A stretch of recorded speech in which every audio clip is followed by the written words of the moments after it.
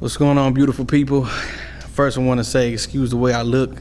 I've been up here since about maybe 9 o'clock this morning, just trying to get some work done at the church. It's just been me and that ladder back there.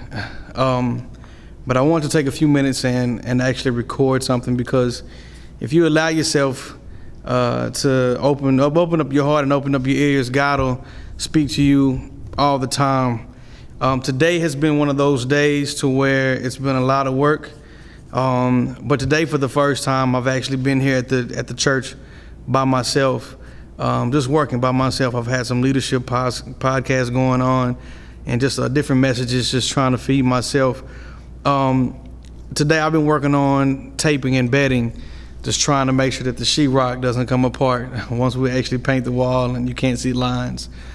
While doing this, God really began to speak to me, and I'm doing it by myself today. For the first, God has blessed us with a phenomenal membership at our church, and they have been extremely hands-on. We've had a lot of people who've taken time even after work to come and to help, and really done most of what you see behind me.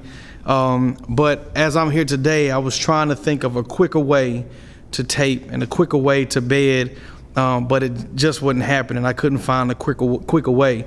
Also, it was a couple of times that I wanted to just say, well, I'm gonna go ahead and go home. I'm up here by myself. I'll just wait till some people come. But then the Lord began to speak to me and start to talk to me about tenacity. And do I really feel that I am willing to stick to what God has called me to do, even if nobody else is around, even if there's not a quicker way? Taping and bedding, I've YouTubed and everything, trying to find out what's a quicker way, but it's not. You gotta lay the mud, and you gotta lay the tape, and you gotta lay the mud again. And not only do you have to do that, but you have to scoop and lay every single piece. Somebody watching this right now might honestly feel just like this moment. I'm here at this church by myself. I've been here all day by myself. See, it's encouraging to work on something when you have everybody with you, when everybody's around you and they're helping you and they're hands-on, and you got jokes and laughing and playing, and you see your peers or your community around you helping you. But every once in a while, you'll have to know that God called you to do something, and no matter who's with you or who's not, you have to continue. Sometimes the work might even be kind of tedious, what He's called you to do, and it might be kind of difficult, and you want to try to find the easier way to get it done, and you want to try to find a quicker way. But the question is, are you willing to stand the test of times, even if you're by yourself, even if the work is a little challenging? Are you willing to just stay and get the work done? I've been here since 9 o'clock this morning. It's about 6 o'clock, just in this room.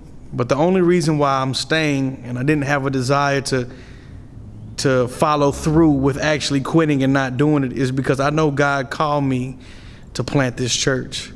Nobody has to be here with me for me to come up and work. Nobody has to call me and say, hey, I'm gonna meet you there. Nobody has to encourage me to go, because God spoke to me and told me to do something. So my question to you today is, what did God call you to do that you're not doing because nobody else is doing it with you? So leadership is not doing something when everybody else is doing it, but it's doing it when other people are not doing it, because you know what God has called you to do. I want to encourage you, if you're watching this, don't give up. It's not about who's around you doing it with you, but it's about you doing it because God told you to do it.